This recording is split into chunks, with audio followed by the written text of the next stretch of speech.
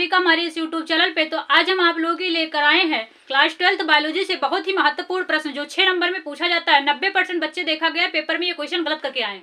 तो आपसे भी ये क्वेश्चन गलत ना हो बोर्ड पेपर में, इसलिए वीडियो को अंत तक जरूर देखिएगा, तभी आप लोगों को सारी बातें समझ में आएंगी। इस वीडियो में हम आप लोगों को बताएंगे कि कैसे बोर्ड पेपर में लिखना है, क्या छोड़ना है, क्या लिखना है, सब कुछ आप लोगों को, सारे सिस्टम आप लोगों को बताएंगे, इसलिए वीडियो को अंत तक जरूर देखिएगा। आइए देखिए क्वेश्चन हम देखते हैं। क्वेश्चन है कि पात्र निषेचन मतलब आईवीएफ की प्रक्रिया की व्याख्या कीजिए। देखिए 2019 में, 20 में, 22 में, 23 में और 24 में लगातार पूछा गया है। 2025 में 90% चांस है कि ये क्वेश्चन आ सकता है और 6 नंबर आप लोगों को देके जाएगा। तो वीडियो को स्किप ना करना, वीडियो को अंत तक जरूर देखना। आइए हम देखते हैं इसमें। सबसे पहले आइए देखिए, यहाँ पर 1 नंबर का क्वेश्चन यहीं से बन जाता है कि आईवीएफ का पूरा नाम क्या होगा। तो इन विट्रो फर्टिलाइजेशन होता है, ठीक है। हिंदी में क्या कहते हैं, पात्र निषेचन कहते हैं। इंग्लिश में 1 नंबर में भी पूछा गया है कि आईवीएफ तकनीक का पूरा नाम क्या होगा, तो लिखना है इन विट्रो फर्टिलाइजेशन, ठीक है। आइए इसमें देखते हैं कि भारत वर्ष में प्रायः विशिष्ट स्वास्थ्य सेवा इकाइयां दंपतियों में बच्चा पैदा न होने का दोष का उपचार करके, ठीक है। मतलब कह रहे हैं जो विशिष्ट स्वास्थ्य सेवा है इनमें दंपत्ति जो होती है ये बच्चा पैदा न होने का दोष जो होता है, दोष का उपचार करके, है ना, जो बच्चा नहीं पैदा होता है उस दोष का उपचार करके दंपत्ति को बच्चे पैदा करने में मदद दे सकती है, ये तकनीक है, ठीक है। जो दंपत्ति अगर बच्चा नहीं पैदा कर सकती है तो इस तकनीक के द्वारा वो क्या कर सकती है, दंपत्ति अपना बच्चा भी क्या कर सकती है, पैदा कर सकती है।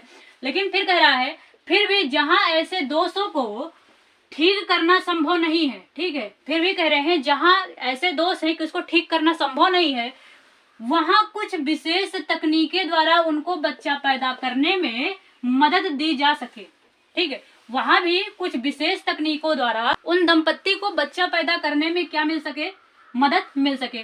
सकने वाली तकनीकें सहायक प्रजनन प्रौद्योगिकियां कहलाती हैं, ठीक है। तकनीक लाई गई है उसे क्या कहते हैं, सहायक जनन प्रौद्योगिकियां कहे, उसे क्या कहते हैं, सहायक जनन प्रौद्योगिकी कहते हैं। फिर इसमें देखिए बांध दंपत्तियों को संतान प्राप्ति हेतु, ठीक है, जो बांध दंपत्ति है मतलब जिसको बच्चा नहीं होता है तो उन दंपत्ति को संतान प्राप्ति हेतु मतलब संतान की प्राप्ति के लिए सहायता देने के लिए निम्न विधियां लाई गई हैं, ठीक है। तो जो बांध दंपत्ति है उनको संतान की प्राप्ति हो सके इसके लिए कुछ निम्न विधियां लाई गई हैं। अगर ऐसे ही आप लोग लिख के आएंगे तो आप लोग का नंबर 1 भी नहीं कटेगा, ठीक है। इसके लिए निम्न विधियां लाई गई है। देखिए पहला क्या है, परख नली शिशु, ठीक है। पहला क्या है, परख नली शिशु, जिसको कहते हैं टेस्ट ट्यूब बेबी, ठीक है, टेस्ट ट्यूब बेबी कहते हैं। हेडिंग डालेंगे ऐसे आप इसके से कि परख नली शिशु, तो इसमें क्या लिखेंगे, इसके अंतर्गत शुक्राणु अंडाणुओं का इन विट्रो फर्टिलाइजेशन कराया जाता है। मतलब इसके अंतर्गत टेस्ट ट्यूब बेबी में क्या किया जाता है, शुक्राणुओं को किसके साथ, अंडाणुओं का क्या किया जाता है, इन विट्रो फर्टिलाइजेशन मतलब पात्र निषेचन कराया जाता है, मतलब पात्र निषेचन कराया जाता है। तत्पश्चात पात्र निषेचन कराने के बाद भ्रूण सामान्य स्त्री के गर्भ में प्रत्यारोपित कर दिया जाता है। इसके बाद क्या किया जाता है कि जो भ्रूण होता है, ये जो सामान्य स्त्री होती है उसके गर्भ में क्या किया जाता है, प्रत्यारोपित कर दिया जाता है।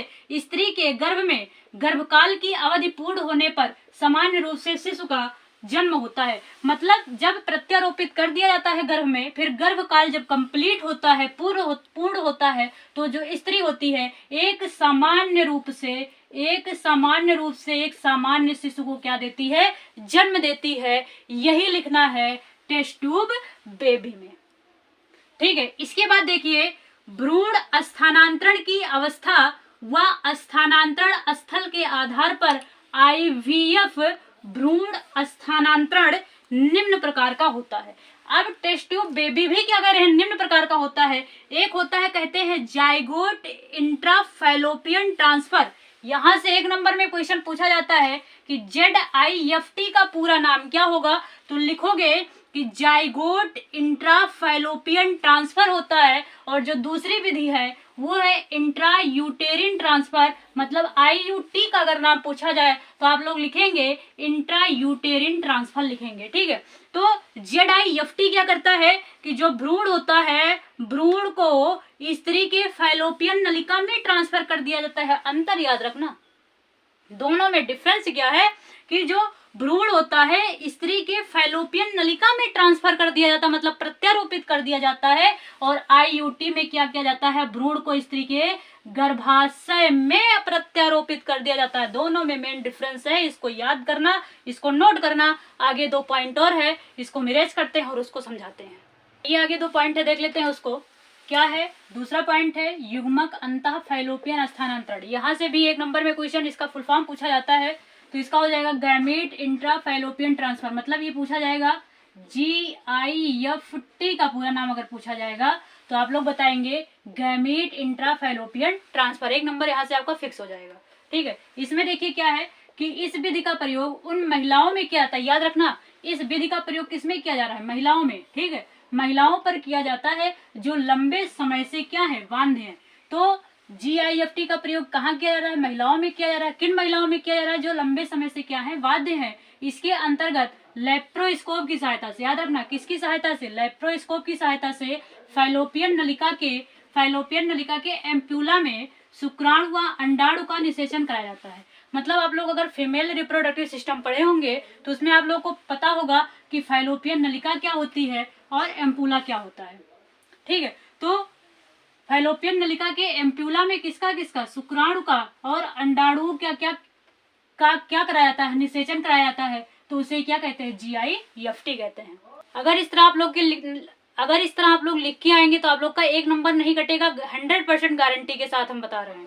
ठीक है, इसके बाद तीसरा जो पॉइंट लिखेंगे कृत्रिम गर्भाधान। मतलब क्या होगा, आर्टिफिशियल इंसेमिनेशन। मतलब अगर AI का फुल फॉर्म पूछा जाएगा तो आप लोग लिख के आएंगे आर्टिफिशियल इंसेमिनेशन। इसमें क्या होता है कि इस विधि का प्रयोग उन पुरुषों में किया जा रहा है। याद रखना, इस मतलब AI का जो प्रयोग है किसमें किया जा रहा है, पुरुषों में किया जा रहा है जिसके वीर्य में शुक्राणुओं की संख्या कम होती है।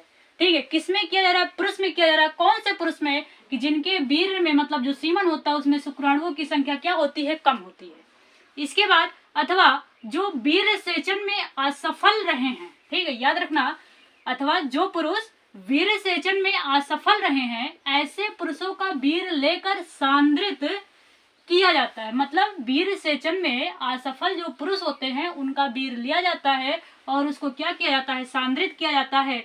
वह अंत में स्त्री की योनि में प्रविष्ट करा दिया जाता है। मतलब यौन में क्या क्या, मतलब यौन में स्थानांतरित करा जाता है, मतलब प्रवेश करा दिया जाता है। यदि एकत्रित वीर्य स्त्री के गर्भाशय में स्थानांतरित कराया जाता है तो इसे क्या कहते हैं, अंतः गर्भाशय वीर्य सेचन। यहाँ से आप लोग अंडरलाइन कर दीजिएगा जब लिखिएगा पेपर में, तो यहाँ से लिखिएगा अंडरलाइन करके कि एकत्रित जो वीर्य होता है अगर स्त्री के गर्भाशय में स्थापित किया जाता है तो उसे क्या कहते हैं, अंतः गर्भाशय वीर्य सेचन कहते हैं। और वही यदि वीर्य का दाता पुरुष हो, मतलब पुरुष उत्पत्ति हो, तो उसे क्या कहते हैं, कृत्रिम वीर्य सेचन कहते हैं।